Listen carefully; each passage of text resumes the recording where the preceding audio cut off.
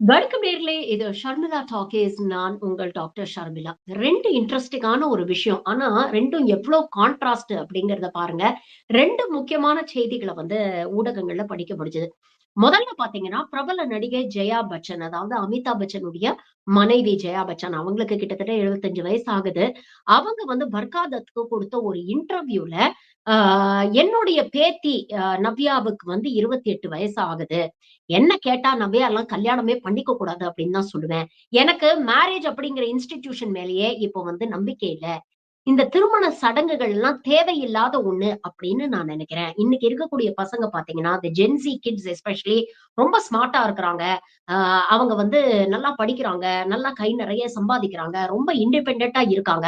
அவங்கள ஒரு ரிலேஷன்ஷிப்புக்குள்ள எப்படி அவங்களால நேவிகேட் பண்ணணும் அப்படிங்கிற மெச்சூரிட்டி அவங்களுக்கு இருக்கு.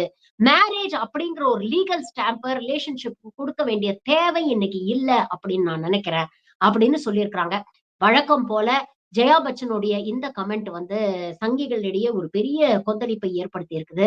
ஆ நம்மளுடைய பாரம்பரியம், நம்மளுடைய கலாச்சாரம், திருமணம் அப்படிங்கிறது இந்திய பாரம்பரியத்தோட ஒண்ணு. அது ரொம்ப ஹோலியான ஒரு இன்ஸ்டிடியூஷன்.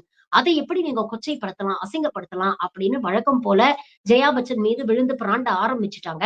இது ஒரு பக்கம் நடந்துகிட்டு இருக்கிறன்னா, இன்னொரு பக்கம் நீங்க பார்த்தீங்கன்னா, பிரதமர் நரேந்திர மோடி அவர்கள் அ சமீபத்தில பேசின மன் கி பாத்ல திருமணங்களை பற்றி பேசியிருக்கிறார். இதுல என்ன ஆச்சரியம் அப்படின்னு பார்த்தீங்கன்னா, திருமணம் ஆகி கிட்டத்தட்ட ஒரு 1/2 நூற்றாண்டு தன்னுடைய கணவருடைய வாழ்ந்த ஜெயா பச்சன், பேரன், பேத்தி எல்லாம் பார்த்துட்டாங்க. எல்லாத்தையும் பார்த்தவங்க இன்னைக்கு என்ன சொல்றாங்கன்னா, திருமணம் அப்படிங்கிறது தேவையே இல்ல. அப்படிப்பட்ட ஒரு இன்ஸ்டிடியூஷன கடந்து இன்னைக்கு ஜெனரேஷன் வந்துகிட்டு இருக்கு அப்படின்னு பேசுறாங்க. ஆனா திருமணமாகி மனைவியோட வாழாம, திருமணத்தையும் மறைத்து நாட்டுடைய பிரதமரான மோடி அவர்கள் மன் கி பாத்ல திருமணம் பண்ணிக்கங்க. அதுவும் இந்தியாவுல திருமணம் பண்ணிக்கங்க அப்படின்னு பேசுறார். 2 பேர் பேசுறதுல இருக்கக்கூடிய பின்னணி என்ன அப்படிங்கிறத நாம கொஞ்சம் யோசிச்சு பார்க்கணும். ஃபர்ஸ்ட் ஜெயா பச்சன் பேசினது பார்த்தீங்கன்னா, ஒரு social and cultural point of வியூல இருந்து அவங்க பேசுறாங்க. அவங்க என்ன சொல்றாங்கன்னா, இன்னைக்கு இருக்கக்கூடிய ஜெனரேஷன் அதுவும் குறிப்பாக அர்பன் இந்தியா நகர்ப்புற இடங்களில் இருக்கக்கூடிய இன்றைய இளைஞர்கள் பார்த்தீங்கன்னா, ரொம்ப இண்டிபெண்டன்ட்டா இருக்காங்க. ரொம்ப செல்ஃப் கான்ஃபிடென்ட்டா இருக்கிறாங்க. அவங்களுடைய கரியருக்கு அதிக இம்பார்ட்டன்ஸ் குடுக்குறாங்க. அதனால மேரேஜ் ஏஜ போஸ்ட்போன் பண்றாங்க. முன்னெல்லாம் ஒரு பெண்ணுக்கு 18, 19 வயசு ஆயிடுச்சுன்னா, கல்யாணம் பண்ணலையா? பண்ணலையா? பண்ணலையான்னு கேட்பாங்க. இன்னைக்கெல்லாம் 26, 27 வயசுக்கு அப்புறம் தான், நான் ஒரு நல்ல வேலையில செட்டில் ஆகணும், பினான்சியலா இண்டிபெண்டன்ட் ஆகணும் அப்படின்னு நினைச்சதுக்கு அப்புறம் தான் கல்யாணத்த பத்தி யோசிக்கிறாங்க பெண்கள். ஆண்களுமே பாத்தீங்கன்னா, ஒரு பினான்சியல் ஸ்டெபிலிட்டி, ஒரு பினான்சியல் செக்யூரிட்டி இருந்தா தான் நல்ல பொண்ணு கிடைக்குது. அதனால முதல்ல அத சரி பண்ணிட்டு, அதுக்கப்புறம் கல்யாணம் பண்ணிப்போம் அப்படின்னு மேரேஜ போஸ்ட்போன் பண்றாங்க. இன்னும் சில பேர் பாத்தீங்கன்னா, எதுக்கு கல்யாணம், கமிட்மென்ட் இதெல்லாம்? நாளைக்கு டிவோர்ஸ் அப்படின்னா, கோர்ட் வாசல்ல போய் நிக்கணும். இது தேவையில்லாத லீகல் இஷ்யூஸ் எல்லாம் வரும். அதனால பேசாம லிவ் இன் ரிலேஷன்ஷிப்ல வாழ்ந்துடுறோமே! புடிக்கிற வரைக்கும் சேர்ந்து வாழ்வோம். பிடிக்கலன்னா புரிஞ்சு போயிடுவோம். அப்படிங்கிற ஒரு மைண்ட் செட்டுக்கு நெறைய பேர் வந்துட்டாங்க. அதுவும் குறிப்பா பெண்கள் நீங்க பாத்தீங்கன்னா, ஒரு காலகட்டத்துல கல்யாணம் அப்படிங்கிறது ஒரு சேஃப்டி, ஒரு செக்யூரிட்டி அப்படின்னு சொல்லிட்டு இருந்தாங்க. ஏன்னா, அப்ப இருக்கக்கூடிய பெண்களுக்கு கல்வி கிடையாது. அதனால கல்யாணம் பண்ணி புருஷன் வீட்டுக்கு போயிட்டாங்கன்னா, எல்லாத்துக்கும் புருஷன நம்பி தான் இருப்பாங்க. 2 குழந்தையும் பொறந்துருச்சுன்னா, அதுக்கப்புறம் கேட்கவே வேண்டாம். புருஷன பிடிக்குதோ இல்லையோ, கல்லானாலும் கணவன், புல்லானாலும் புருஷன்னு அவன் பண்ற அத்தன அழிச்சாட்டியத்தையும் தாங்கிக்கிட்டு, அவன் கூடயே குடும்பம் நடத்தக்கூடிய ஒரு நிர்பந்தத்துக்கு தள்ளப்பட்டார்கள். ஆனா, இன்னைக்கு இருக்கிற பெண்கள் அப்படி கிடையாது. என்னோட பினான்சியல் ஸ்டெபிலிட்டியும், செக்யூரிட்டியும் என்னால பாத்துக்க முடியும். அதுக்காக ஒருத்தர திருமணம் பண்ணிக்கணும் அப்படிங்கிற அவசியம் எனக்கு இல்ல. அப்படின்னு தெளிவா யோசிக்க ஆரம்பிச்சுட்டாங்க. 3வது பாத்தீங்கன்னா, அந்த காலத்து திருமணங்கள்ல புருஷன் எப்படி இருந்தாலும் அட்ஜஸ்ட் பண்ணிக்கிட்டு போகணும். வேற வழி இல்ல. கல்யாணம் பண்ணிக்கிட்டோம். இந்த திருமணத்துல இருந்து நாம வெளியில வந்துட்டோம்னா, நம்மள வாழாவட்டின்னு கூப்பிடுவாங்க. நமக்கு ஒரு சோசியல் ஸ்டிக்மா ஏற்பட்டுரும். அப்படிங்கிற பயம் நெறைய பேருக்கு இருந்தது. இன்னைக்கு அந்த ஸ்டிக்மா இல்ல. எனக்கு பிடிக்கலையா?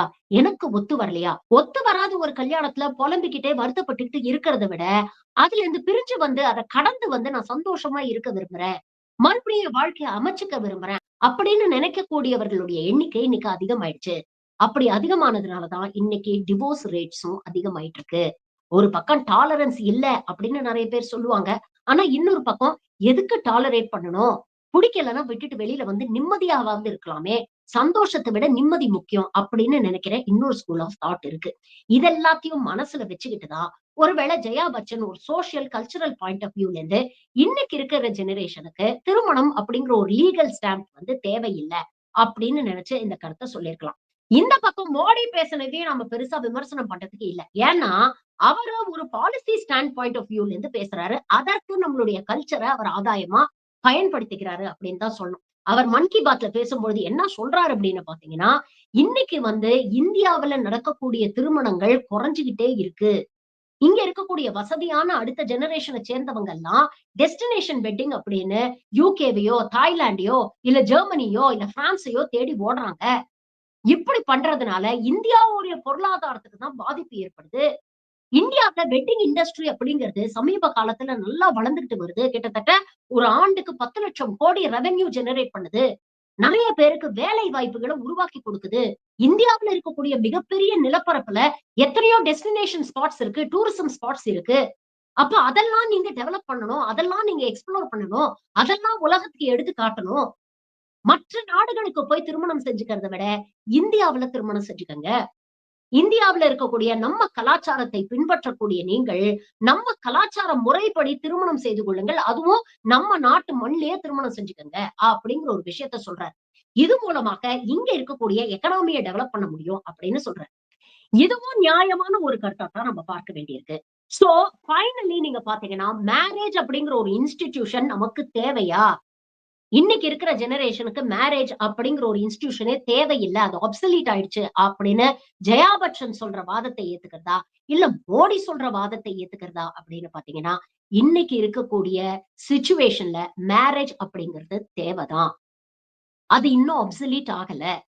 நம்ம கலாச்சாரத்திலேயே இருக்கக்கூடிய ஒரு விஷயம் தான். ஆனா, அதோடைய மாடல் இருக்குல்ல, அத தான் கொஞ்சம் அப்கிரேட் பண்ண வேண்டியிருக்கு. சாஃப்ட்வேர அப்டேட் பண்ண வேண்டியிருக்கு. இந்த பழைய மாடல் மேரேஜ தூக்கி எறிஞ்சுட்டு, புது மாடலுக்கு நாம அடாப்ட் பண்ண வேண்டிய ஒரு தேவை இருக்கு. பழைய மாடல்ல பார்த்தீங்கன்னா, அது இன்னும் ஒரு ஆணாதிக்க மாடலா தான் இருந்தது. ஆம்பளைக்கும், பொம்பளைக்கும் ஜெண்டர் டிஃபைன்ட் ரோல்ஸ் இருந்தது. ஆம்பள சம்பாதிக்கணும், குடும்பத்த காப்பாத்தணும், காசு சம்பாதிச்சு கொண்டு வரணும். பெண்கள் வீட்ல சமைச்சு போடணும், குழந்தை குட்டிகள பார்த்துக்கணும். புருஷன் என்ன சொல்றானோ அத கேட்டு நடக்கணும்.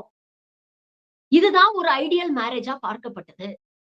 ஆனா அப்படி நடந்த திருமணங்கள்ல 100ல 99 பேர்கிட்ட போய் கேட்டீங்கன்னா, எங்களுக்கு விருப்பம் இல்ல தான். ஆனா வேற வழி இல்ல. வெளியில வந்தா சோசியல் ஸ்டிக்மா இருக்கு. சொசைட்டில கேவலமா பேசுவாங்க. எங்கள வேற விதமா பார்ப்பாங்க. அதனால வேற வழியே இல்லாம இந்த மேரேஜ்ல நாங்க கன்டின்யூ பண்ணணும் அப்படின்னு தான் சொல்லுவாங்க. திருமணம் அப்படிங்கிறது ஒரு சோசியல் ஸ்டேட்டஸா பார்க்கப்பட்ட காலம் அது. ஆனா இன்னைக்கு காலம் மாறிக்கிட்டு இருக்கு. ஆண்களும் சரி, பெண்களும் சரி நல்லா படிக்கிறாங்க. கை நெறைய சம்பாதிக்கிறாங்க. அவங்களுக்குன்னு சில விருப்பு, வெறுப்புகள் இருக்கு. அதை வெளிப்படையா பேசுறாங்க. கல்யாணங்கிறது ஒரு காலத்துல இம்போசிஷனா இருந்தது.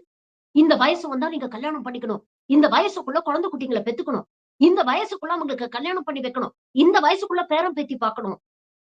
ஆனா இன்னைக்கு இம்போசிஷன் அப்படிங்கிறத தாண்டி ஒரு நெகோசியேஷனா மாறிடுச்சு. எனக்கு உன்ன புடிச்சிருக்கு. உனக்கு என்ன பிடிச்சிருக்கு? திருமணம் அப்படிங்கிற ஒரு பந்தத்துல நாம 2 பேரும் நல்ல நண்பர்களாக கைகோர்த்து நடப்போம்.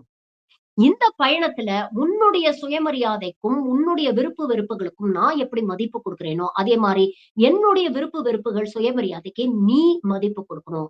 அப்படிங்கிற ஒரு நெகோசியேஷன் அடிப்படையில இன்னைக்கு திருமணங்கள் நடக்குது. திருமணம் அப்படிங்கிறது ஒரு டியூட்டி அப்படிங்கிறத தாண்டி, இன்னைக்கு ஒரு கம்பேட்டிபிலிட்டி அப்படிங்கிற ஸ்டேஜ ரீச் பண்ணிருக்கு. இது ஆரோக்கியமான ஒரு விஷயம் தானே! ரிச்சுவல்ஸ், செரிமனிஸ் அதெல்லாம் ஒரு பக்கம் நடக்குது. அதெல்லாம் இன்னைக்கு இருக்கிற ஜெனரேஷன் கொண்டாடுறாங்க, என்ஜாய் பண்றாங்க. ஆனா அத தாண்டி இந்த ரிலேஷன்ஷிப் பிராக்டிகலா இருக்கா? அப்படிங்கிறத நெறைய பேர் யோசிக்க ஆரம்பிச்சிருக்கிறாங்க.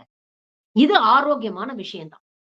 ஆனா மேரேஜே தேவையில்ல அப்படின்னு சொல்லி ஒட்டு மொத்தமா அத நாம ஒதுக்கிட முடியாது. மேரேஜ் தேவையா? திருமணங்கள் தேவையா? அப்படின்னு கேட்டா தேவை. Provided it is with the right partner. ஏன்னா திருமணம் அப்படிங்கிற ஒரு பந்தம் நமக்கு ஒரு கமிட்மெண்ட்ட குடுக்குது. நமக்கு ஒரு எமோஷனல் கம்பானியன்ஷிப்ப குடுக்குது. ஒரு எமோஷனல் செக்யூரிட்டிய குடுக்குது. ஒரு லீகல் செக்யூரிட்டியும் சேர்ந்து குடுக்குது.